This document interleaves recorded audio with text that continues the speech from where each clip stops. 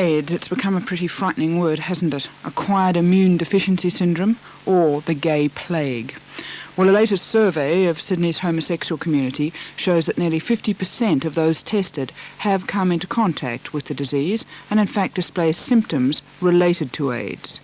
The survey was conducted by the Sydney AIDS Study Group, and Virginia Bond's just been speaking with Group Co-ordinator Prof Ronald Penny from St Vincent's Hospital. We expected that the results in regard to the presence of antibodies to the virus and presence of immune deficiency would have given us a proportion much lower, as we were thinking that the epidemic as it was developing in this country was several years behind that in the United States. So we might have been anticipating a proportion even less than half of what we found.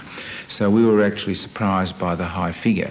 I think we have a high figure because we initially screened 289 volunteers, and I assume that these volunteers may be selected or self-selected because they were a little more concerned about their health and may not have been perhaps feeling as well as an otherwise healthy male homosexual.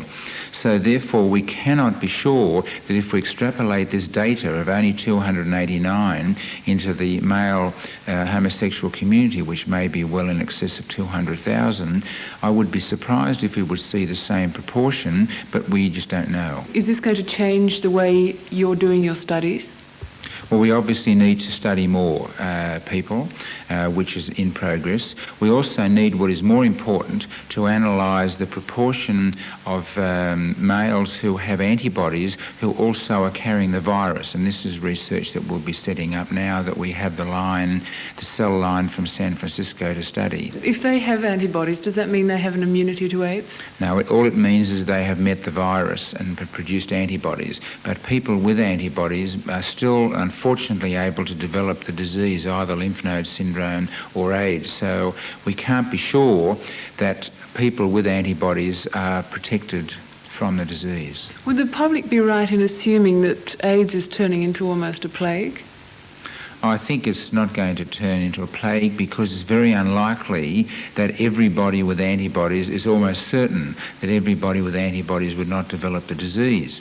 If we take the United States, where the disease has been known or identified since 1981 and present since 1979, the total figure at the moment is around 6,000, which is really only a fraction of the total proportion of male homosexuals in the United States. In Australia, we have 22 cases. That is really only a minute proportion of the total number of gay men in Australia. So I think that it's not likely that we will see a plague of that sort of proportions. What we will see, however, is a consistent increase in the number of cases over the next few years because at this point of time we have no treatment for the disease and have not yet instituted measures that will prevent the spread of the disease within the community. How effective is the screening test that you've been working on?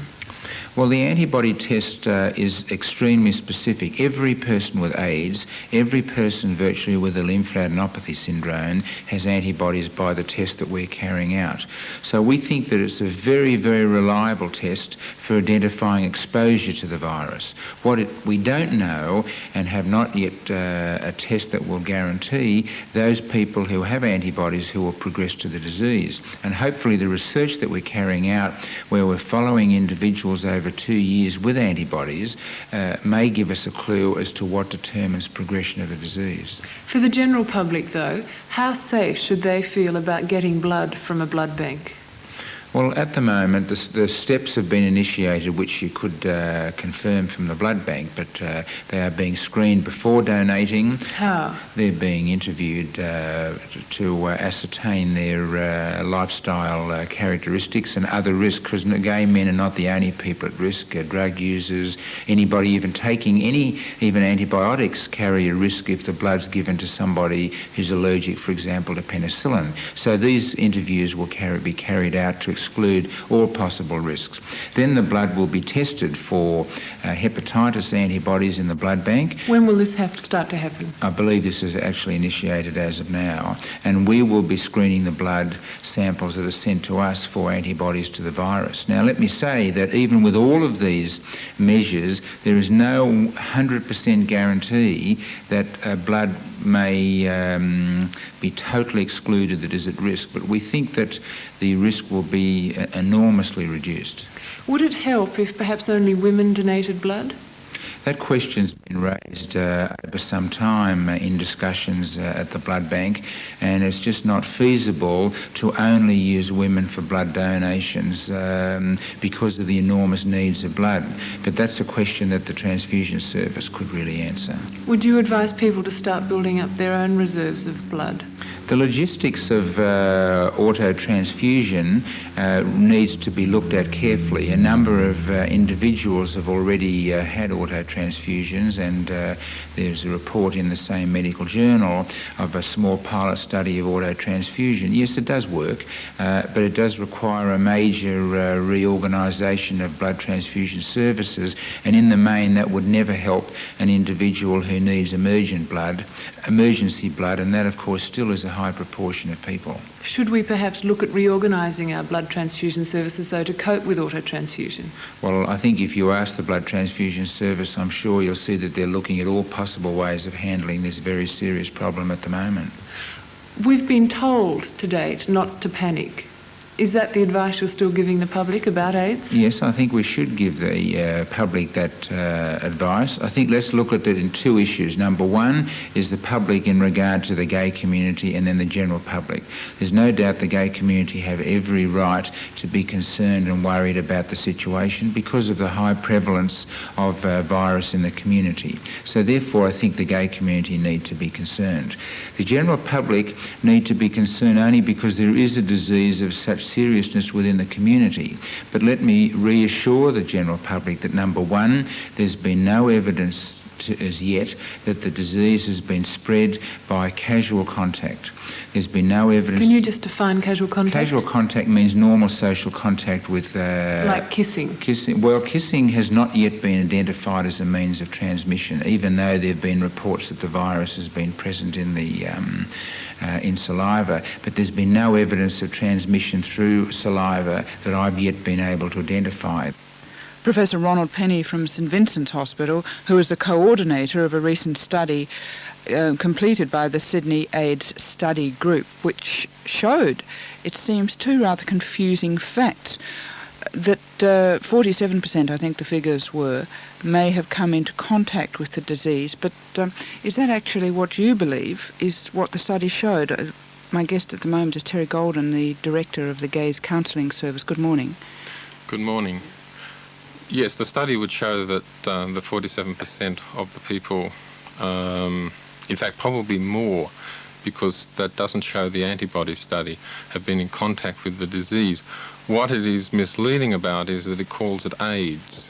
The people in that study, or that they're talking about at that particular point, and the actual words are have symptoms of an AIDS-related complaint, means that those people actually probably have LAS, which is the lymphadenopathy syndrome. It is, I mean, and I may be sounding pedantic at this point, but I think we need to, because a lot of my time at the clinic is spent trying to sort out with people what this means. To give someone a diagnosis of AIDS is to give them a terminal diagnosis. It means at the most they have 4 or 5 years to live. To give someone a diagnosis of LAS means that they are basically probably going to stay at the same state of health for the 5 years that, for instance, they've been followed in America. But at that point, it is possible that they will even get better, or that they will simply stay the same for the rest of their life. But it is not a terminal diagnosis. They are not going to die. Now, How do people know they've been in contact with it? Well, in that particular part of the study, they're looking at things like the lymph node and symptoms. And these are symptoms of AIDS and symptoms of the lymph node syndrome, or LAS. It's a bit confusing. They've changed the the names on us all the time. It's quite complicated, but it simply means that what has happened is that although their T-cell ratio has dropped and the number of T-cells, which are the cells that fight off infections, have dropped, it has not dropped to the alarming rate that people with AIDS drop. So are you saying that people should not be concerned? I'm saying that people should be concerned, but what I'm trying to point out, and I think that the press has been misleading on this, is that they are telling something like 135 people that have been in that study that they have AIDS, whereas they don't. I mean, if they had AIDS, the doctors would have told them, because that is a terminal diagnosis. What do you think should be done about it? What? Well, the whole problem, whole I mean, should in fact men be banned from giving blood? I wouldn't think men in particular need to be banned from giving blood. I certainly think that that as we're requesting at the moment, that the gay men refrain from giving blood, and not just blood, but also donating semen to that program, and also organ transplants. I mean, no one has raised the possibility of organ transplants, in which some small amounts of blood are always left in the organs, and we're being asked at the moment to sign statements from the honour attached to our licences that we'll donate organs. But no one has yet come out and said that that shouldn't be done, because we don't have at the moment a proper test which can clear those organs, that semen and that blood. And until such time, the only method we can take is to ask people not to donate. You say that perhaps not all men should refrain from giving blood, but as part of your study, I think 14% of it were bisexual. It would seem that any blood donor. Well, I was thinking actually of the so-called totally heterosexual person. They should not be at risk from AIDS sexually, or if they are at risk, it's probably through But a heterosexual woman could drug be. use. A heterosexual woman could be, yes, certainly. And although most of the studies in the States have shown up that the women who are coming down with AIDS are actually intravenous drug users rather than the sexual partners. What, even the nun? Well, it's quite likely that she picked it up during an operation of some sort. It sounds, though, that you're treating it in a slightly cavalier fashion. Could you be being a bit too optimistic? No, I don't think I'm treating it in a cavalier fashion. It is a very serious problem, but at the same time we've got to try and keep things in perspective. Yeah, I mean, I sit at the clinic, the immunology clinic, every week, and I'm talking to the people who are coming through, and we give them the standard advice, which is not to donate blood, semen or organs.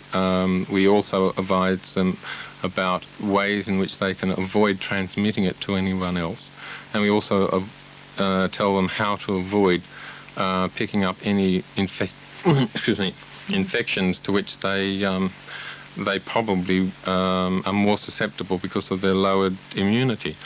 But at the same time, we have to realise that these people have to still exist, live, earn money to live, continue with their work, and so we have to support them in that.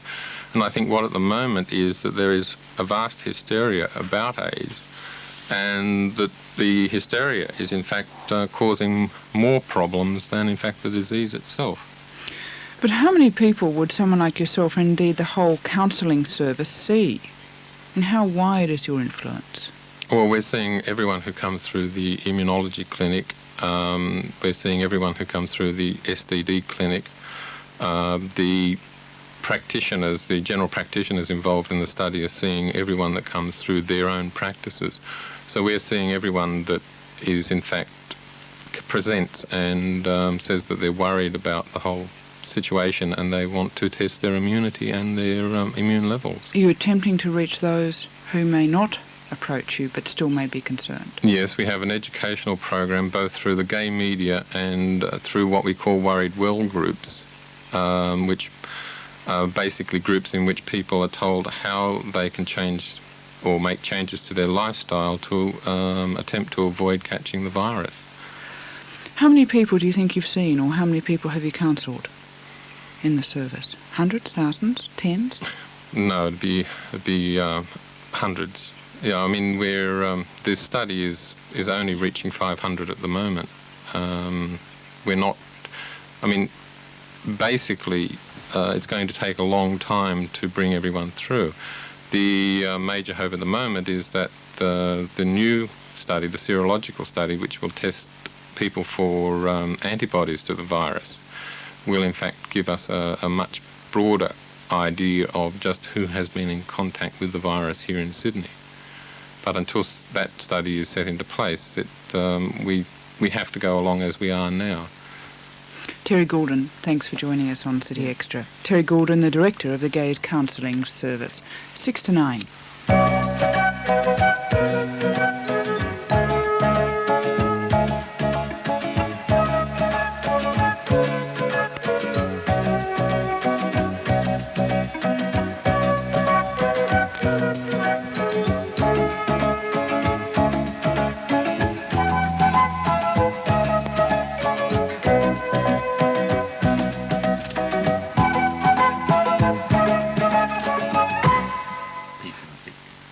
You're listening to City Extra. It's 6 minutes to 9. If you were with us a moment ago, you'd have heard me speaking with Terry Goulden, the Director of the Gays Counselling Service, about how concerned one should be about AIDS in the community.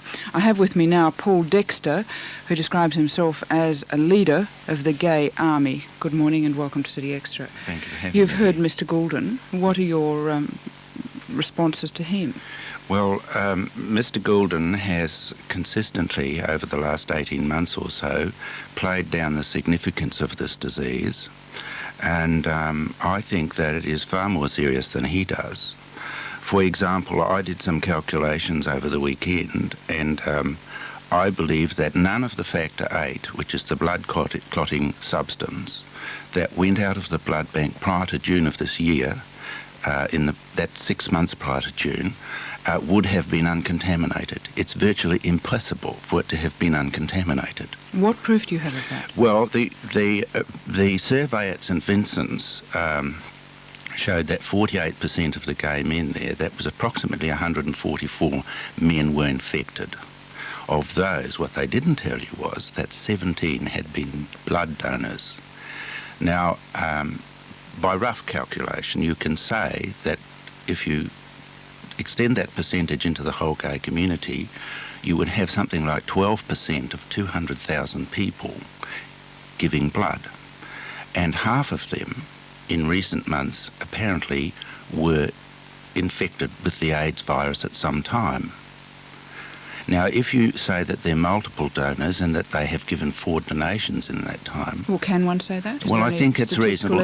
Every 3 months, the average. We know of some giving more than that. That means that we've got between 40 and 50,000 blood donations which are contaminated. Well, how would you solve it?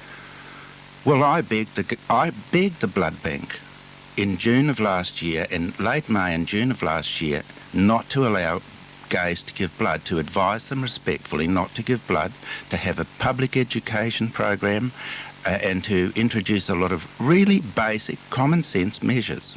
Now, there was no doubt that blood was a serious method of transmission of the disease. They knew it at that time. I had a letter from Dr. Archer, who is the head of the blood bank, on the 2nd of June, advising me that he knew of it.